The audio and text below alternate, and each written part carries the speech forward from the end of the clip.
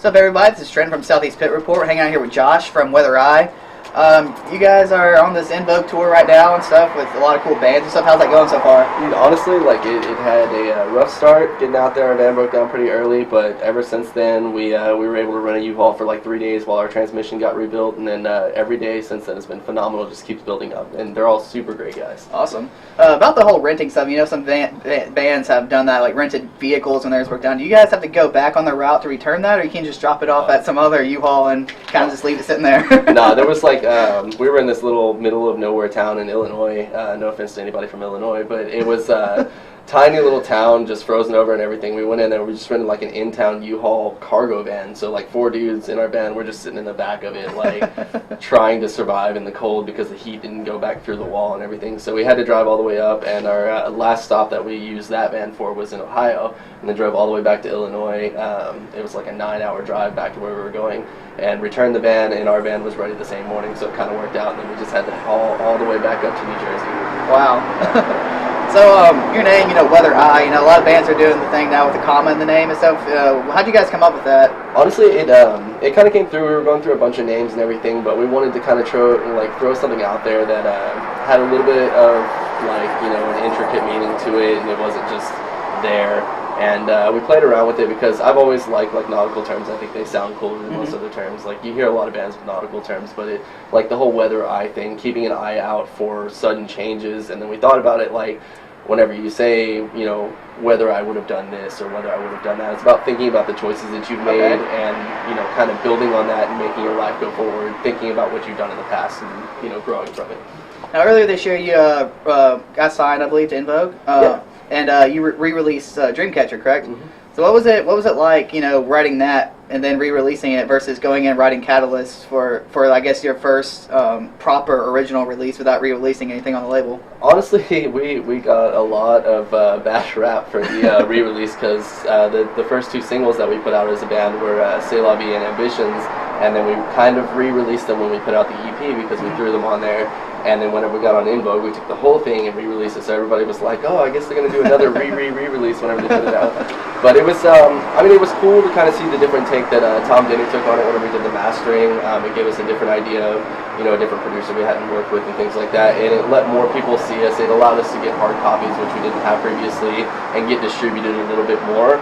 So it was kind of just taking what we had and throwing it to more people.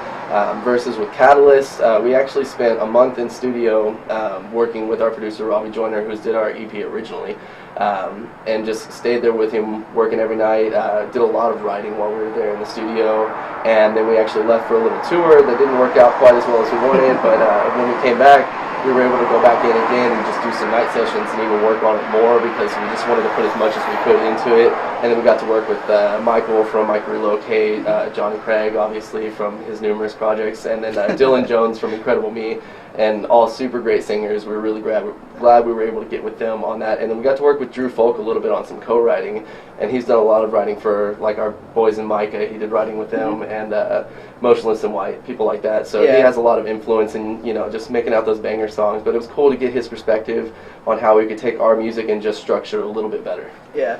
Recently, I interviewed Micah Relocate, and they gave you guys a shout out in there and stuff. Dude, so awesome. Yeah. I love those dudes. You know, a lot of bands, you know, for example, Attila released like 2 albums and within a year, you know, granted it was 2013-14, they still came out within a year. What's that like for you guys? You know, was it kind of like, hey, we got to get in there and release another album this year, or was it kind of like a deadline? Was the label expecting something from you guys? There was a lot of push for us to have something. We definitely needed to have something by this year. It seemed like it was kind of close because you know, In Vogue put out the EP, and then we still in the same year put out the album. But it really, I mean, we went back and started recording back in June. So it's been a long process. So I guess it just hasn't. It's felt like longer than it has been just because we put so much work into it over the time. But realistically, for the people who've stuck with us and who've known us a little longer than In Vogue, you know, it was a chance for them to see something after a little over a year, because we originally released our EP back in like December of last year.